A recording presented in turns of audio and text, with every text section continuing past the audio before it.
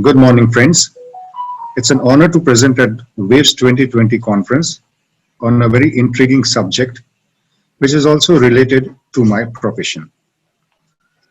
But before that, I dedicate this to Vedas, to science, to that which is everything, and to that which is nothing. What was before the Big Bang? Rig Veda has detailed about that, what was before the Big Bang. Science, on the other hand, does not tread on this subject as everything has to have evidence for it to be scientifically correct.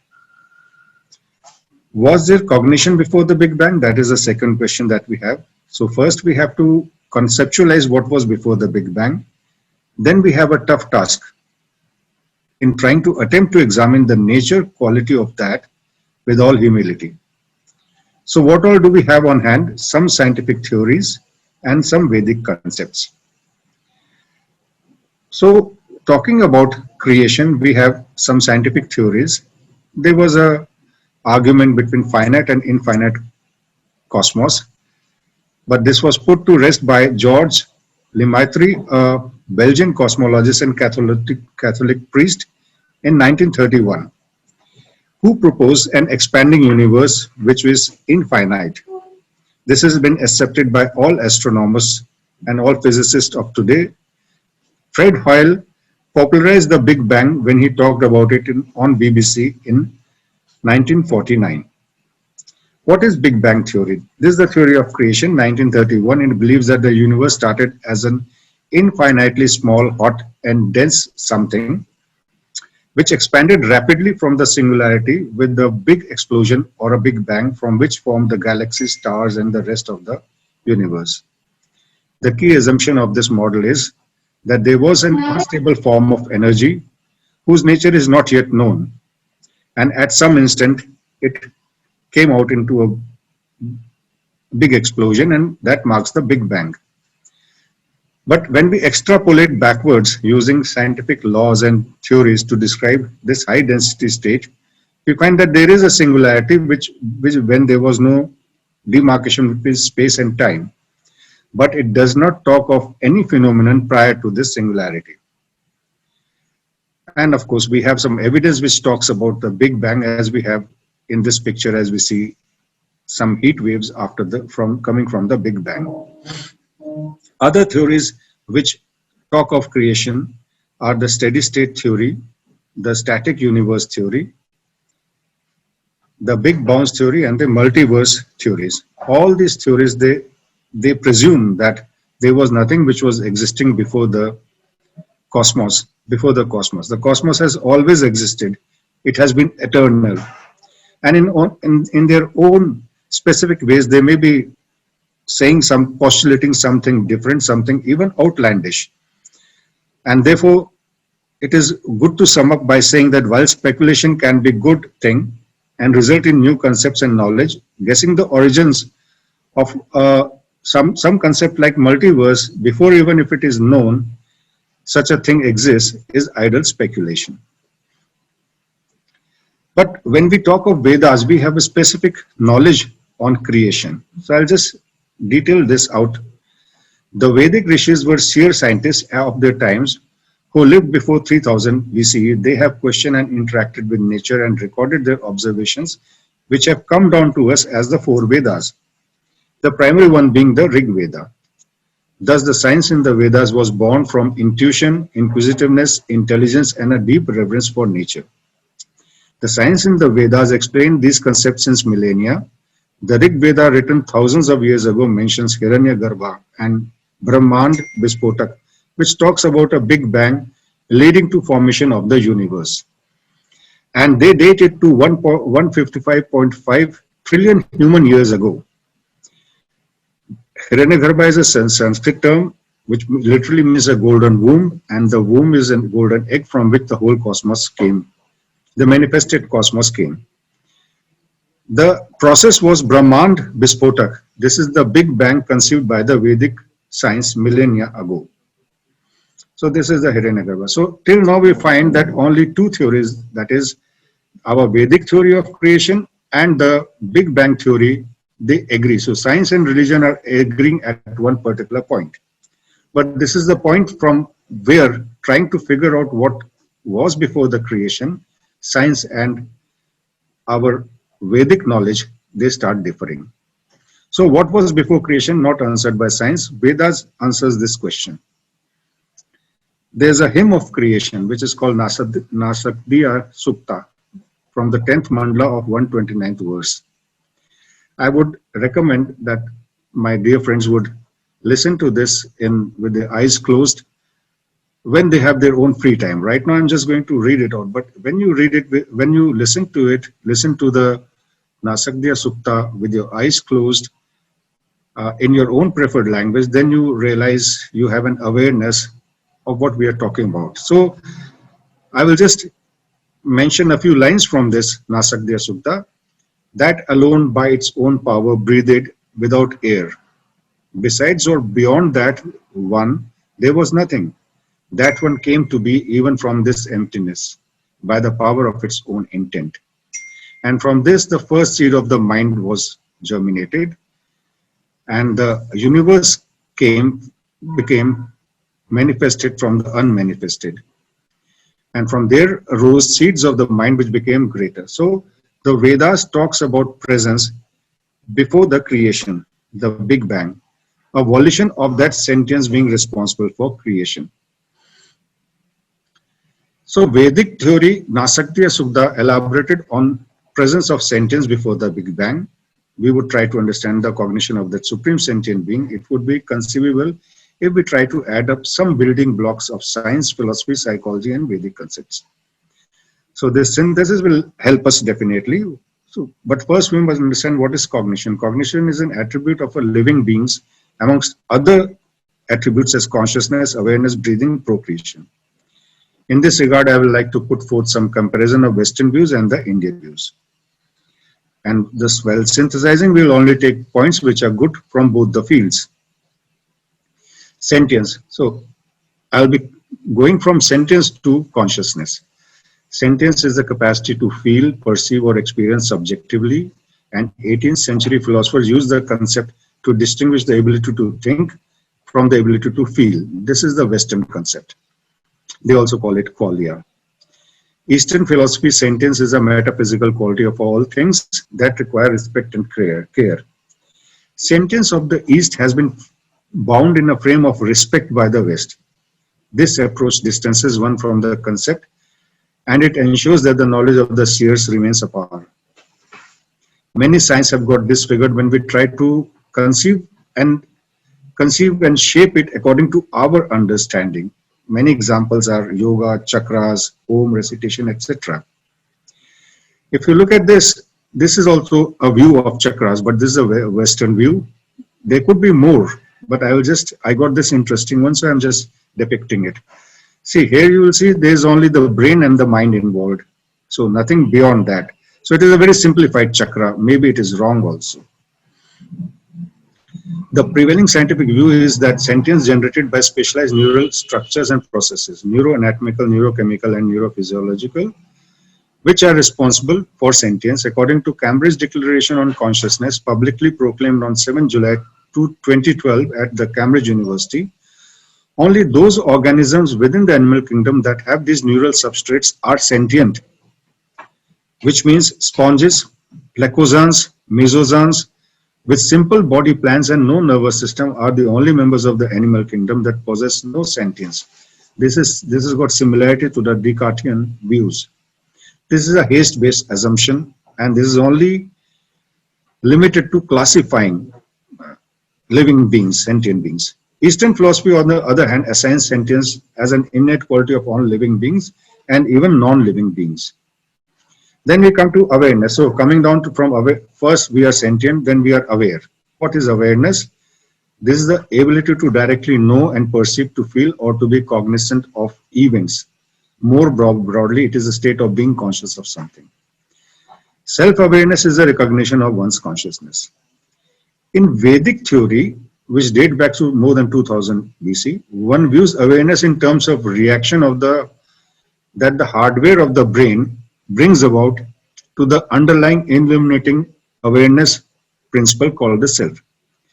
Thus, according to Vedic science, the awareness is something which is not connected with the, which is not, which is so as we can see, awareness according to Western uh, principles, which we also follow, is because of the system of vision, hearing, etc.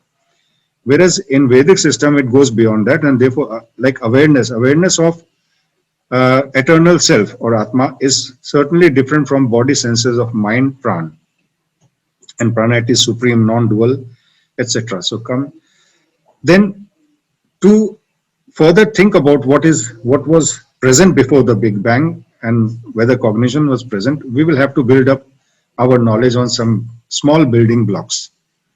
And schema is the smallest unit of knowledge. A schema is a small unit of context, action, or result. We can see children when they are growing up, their sensory motor activity increases and they learn to do complicated actions by simply building upon simpler actions.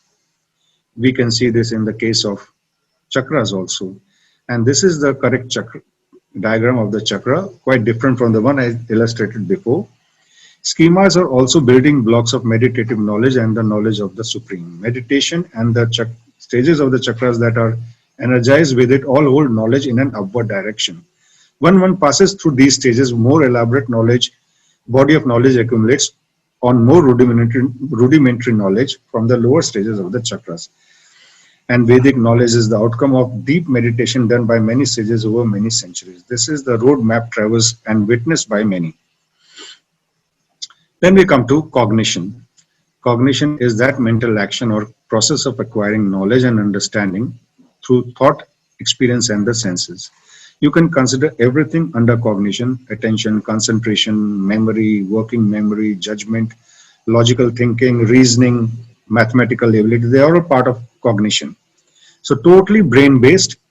Mandukya Puran also talks about cognition, and it talks about 4 kinds of cognition. One is outwardly cognitive, that is we are having cognition of whatever is around us. Inwardly cognitive, we are aware about our internal self. And then the third is when we have surpassed both these, we understand both these, and this is without desire or anticipation. This is the verse 5 where pure conscience is in unified cognition, enjoying the delight, a state of blissful self. So you're aware about your outwardly cognitive cues and the inwardly cognitive cues. But beyond these 3, we have another one as recited in 6 and 7. This is important. It says that beyond extrospective and introspective state, beyond cognitive state, the state of ekatmya pratyaya sara, that is one with the self, tranquil, benign, advaita, without second. He then is the self, just Atma, the one which should be discerned. This state, the absolute stillness of the soul, has no need of cognition. It works with awareness. This is important, as we shall see later on. Consciousness. We'll first take the Western concept of consciousness. I am a doctor. I follow this concept without doubt because this is what keeps us connected to our patients. But if you see, there are so many words in it: sentience, awareness, qualia, subjectivity, wakefulness, etc. So we surmise that despite difficulty in definition, many philosophers believe that we all know what is consciousness through our intuition. So there's a word in the scientific verbatim, intuition, which is actually not scientific. Sigmund Freud, however, classified consciousness, pre-conscious, subconscious, and medical classification, we have these stages of consciousness.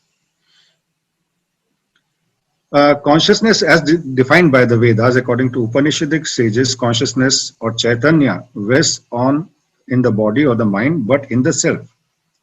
And consciousness is an attribute of the pure self or the ultimate reality. Mandukya Upanishad psychology states 4 states of consciousness. Vishva is the waking state. Taijasa is the dreaming state. Prajna is the deep state of deep sleep. And Turiya is the state of pure consciousness. The first 3 are more active in relation to the body and the physical world. The fourth Turiya steps out and has a dimension of existence which has a touch beyond the physical body. These correspond to such states of cosmic consciousness, namely the Vat, the Hiranyagarbha, the Ishwarya, and the Brahman. The Vedic perspective has many schools, but concepts as soul, moksha are part of concepts of consciousness. Thus, consciousness is limitless, and as per Vedic and ancient Hindu texts, the soul has to be free in order to perceive things beyond consciousness as described by the Western psychology. Now we have to go further in our discussion. What all is required for cognition, consciousness, and awareness? We know that the brain and all sensory organs are actively involved in collectively executing these functions. As we can see, there are neuropsychological experiments done in laboratories, and also brain injured patients show deficits related to specific areas of the brain. Living beings must have a brain, and more complex beings must have more complex brain. There are no confirmed reports of consciousness sentience in plant kingdom, though debated by some schools of thought.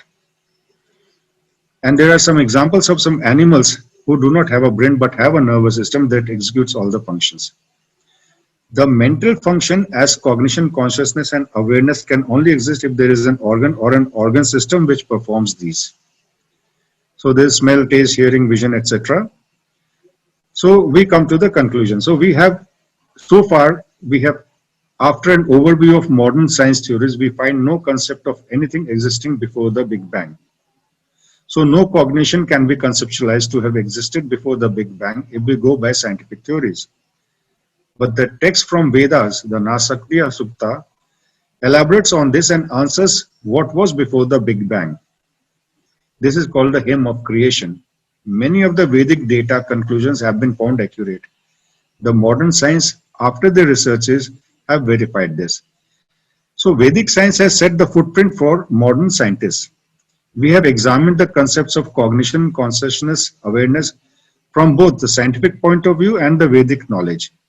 Certain concepts of consciousness as self, soul, awareness are not part of modern medicine theories.